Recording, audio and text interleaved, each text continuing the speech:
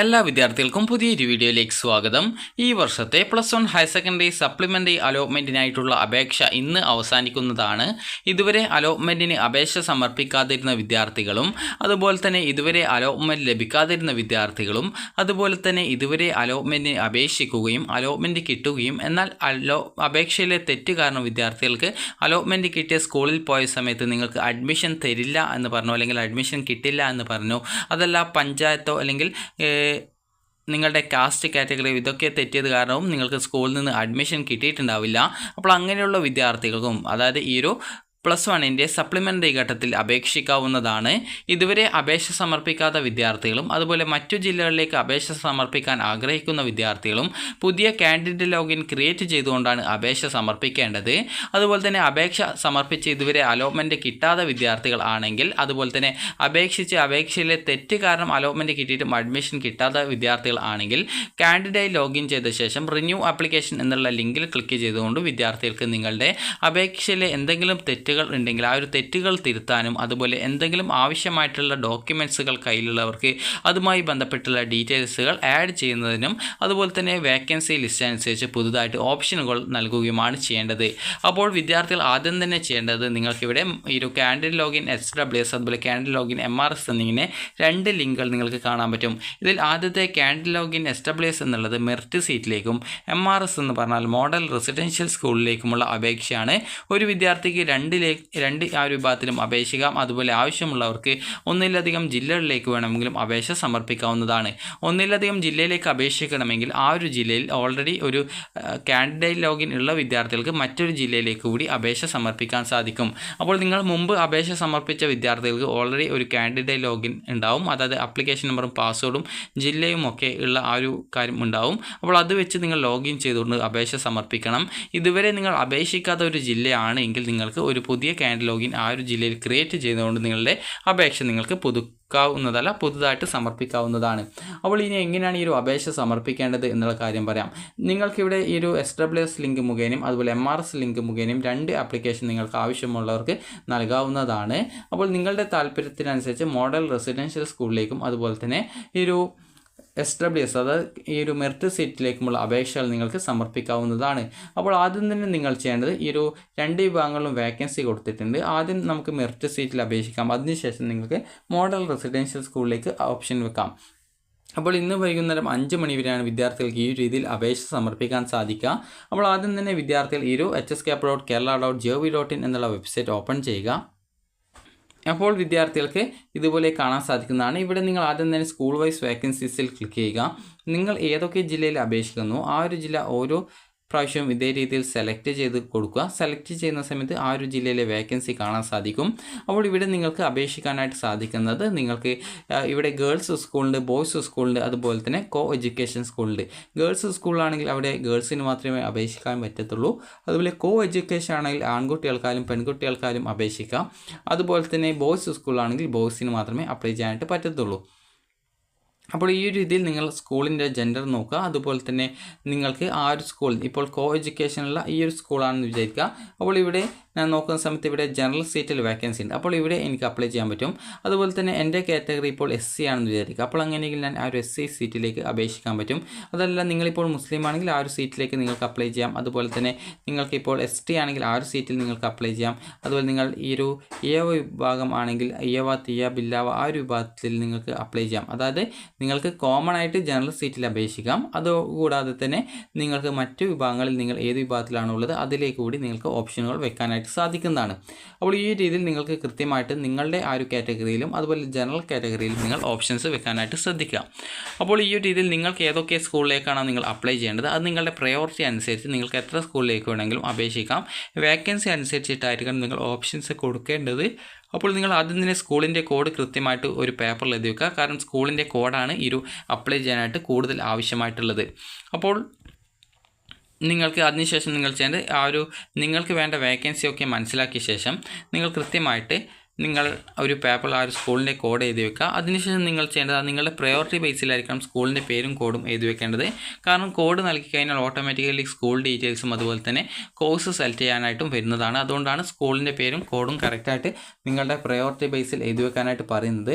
അപ്പോൾ അതിനുശേഷം നിങ്ങൾ ചെയ്യേണ്ടത്, നിങ്ങളിപ്പോൾ ഇതുവരെ അപേക്ഷ സമർപ്പിക്കാത്ത ഒരു വിദ്യാർത്ഥിയാണെങ്കിൽ ഇവിടെ ക്രിയേറ്റ് കാൻഡിഡേറ്റ് ലോഗിൻ എസ്റ്റാബ്ലിഷ് കാണാം. ഇത് മെറിറ്റ് സീറ്റിൻ്റേതാണ്. മോഡൽ റെസിഡൻഷ്യൽ സ്കൂളാണെങ്കിൽ അതിൻ്റേത് ക്ലിക്ക് ചെയ്യുക. അപ്പോൾ ഒന്നിലധികം ജില്ലയിലേക്ക് അപേക്ഷിക്കേണ്ടവരും അതുപോലെ ഇതുവരെ അപേക്ഷ സമർപ്പിക്കാത്ത വിദ്യാർത്ഥികളും നിങ്ങൾ ഏത് ജില്ലയിലേക്കാണോ പുതുതായിട്ട് അപേക്ഷിക്കാൻ പോകുന്നത് ആ ഒരു ജില്ല സെലക്ട് ചെയ്ത് കൊടുക്കുക, സബ്മിറ്റ് ചെയ്യുക.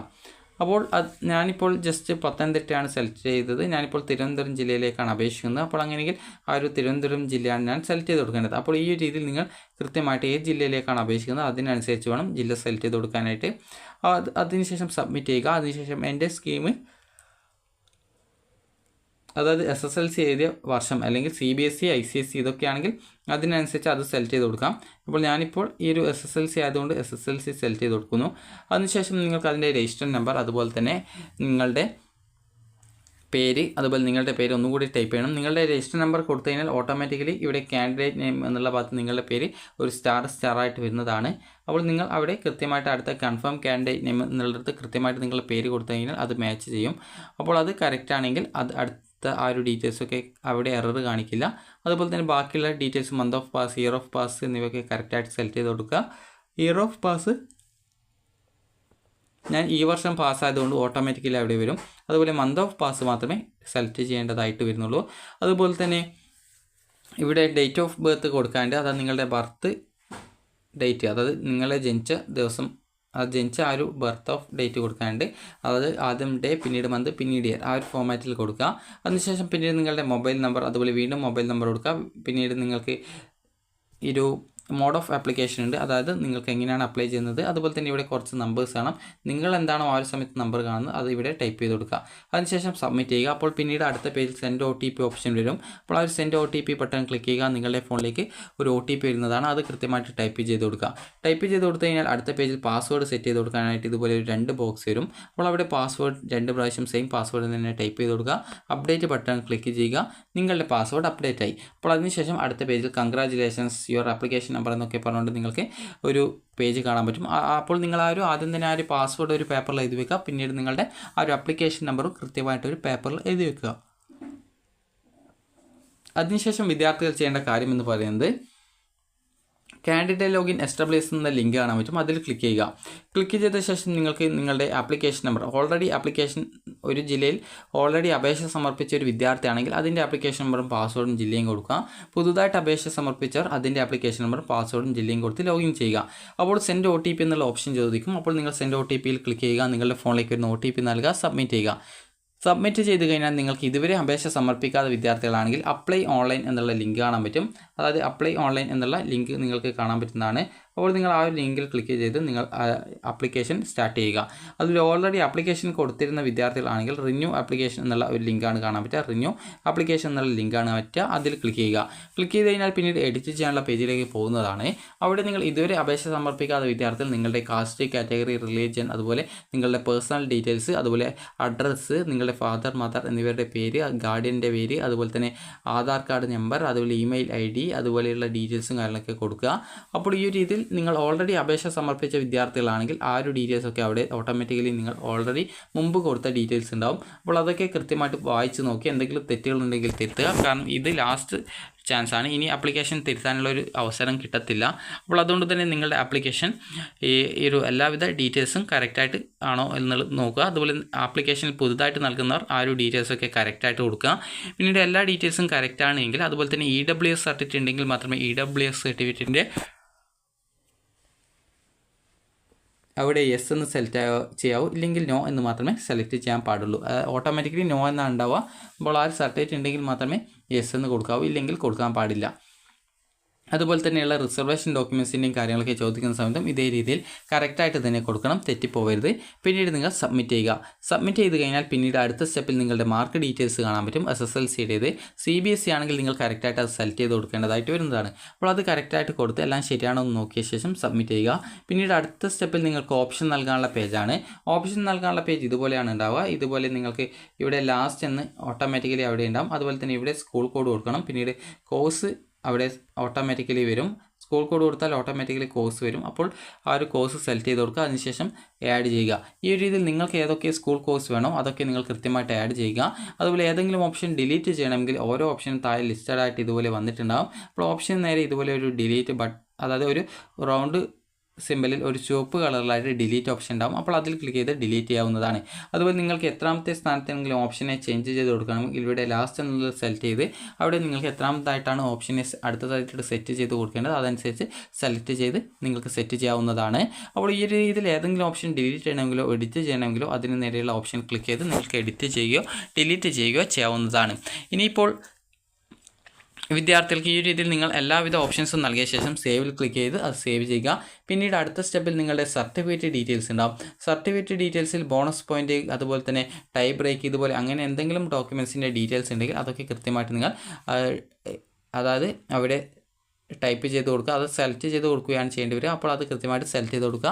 അപ്പോൾ അതിനുശേഷം ആ ഒരു ഡോക്യുമെൻസിൻ്റെ ഇഷ്യൂ അതോറിറ്റി അതുപോലെ തന്നെ സർട്ടിഫിക്കറ്റ് നമ്പർ എന്നിങ്ങനെയുള്ള ഡീറ്റെയിൽസും കാര്യങ്ങളൊക്കെ കൊടുക്കുക. അതുപോലെ സർട്ടിഫിക്കറ്റ് ഡേറ്റ് ഇതുപോലെ ഉള്ള ഡീറ്റെയിൽസൊക്കെ ചോദിക്കും. അതൊക്കെ കൃത്യമായിട്ട്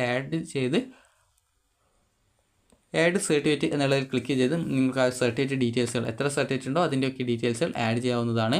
അപ്പോൾ ഇങ്ങനെ ആഡ് ചെയ്ത ശേഷം പിന്നീട് നിങ്ങൾക്ക് അതും സബ്മിറ്റ് ചെയ്ത് കഴിഞ്ഞാൽ പിന്നീട് പ്രിവ്യൂ പേജിലെത്തും. പ്രിവ്യൂ പേജ് എന്ന് പറയുന്നത് നിങ്ങൾ അതുവരെ നൽകിയിട്ടുള്ള എല്ലാവിധ ഡീറ്റെയിൽസും കാണാൻ പറ്റുന്ന പേജാണ്.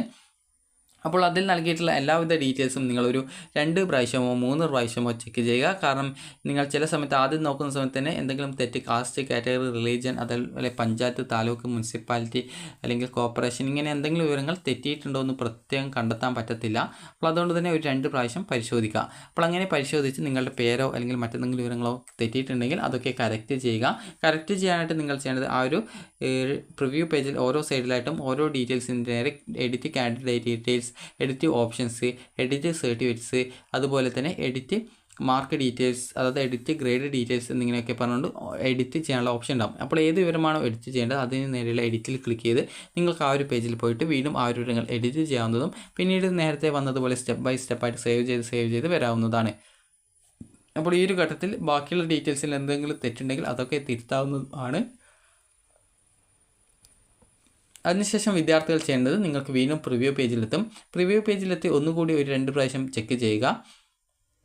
ചെക്ക് ചെയ്തിട്ട് അതായത് നിങ്ങളോട് 2 പ്രാവശ്യം ചെക്ക് ചെയ്യണമെന്ന് പറയാനുള്ള കാരണം നിങ്ങൾ ഈ ഒരു ആപ്ലിക്കേഷൻ സബ്മിറ്റ് ചെയ്താൽ പിന്നീട് എഡിറ്റ് ചെയ്യാൻ പറ്റത്തില്ല. ആ ഒരു സമയത്താണ് തെറ്റ് കണ്ടെത്തുന്നതെങ്കിൽ പിന്നീട് എഡിറ്റ് ചെയ്യാനുള്ള യാതൊരുവിധ ചാൻസും കിട്ടത്തില്ല. അതുകൊണ്ടാണ്.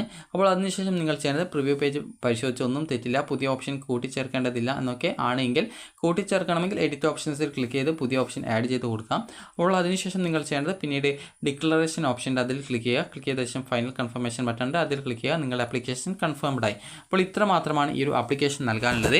അപ്പോൾ ഇതുവരെ അപേക്ഷ സമർപ്പിക്കാത്ത വിദ്യാർത്ഥികൾ പുതുതായിട്ട് ആപ്ലിക്കേഷൻ നൽകുക.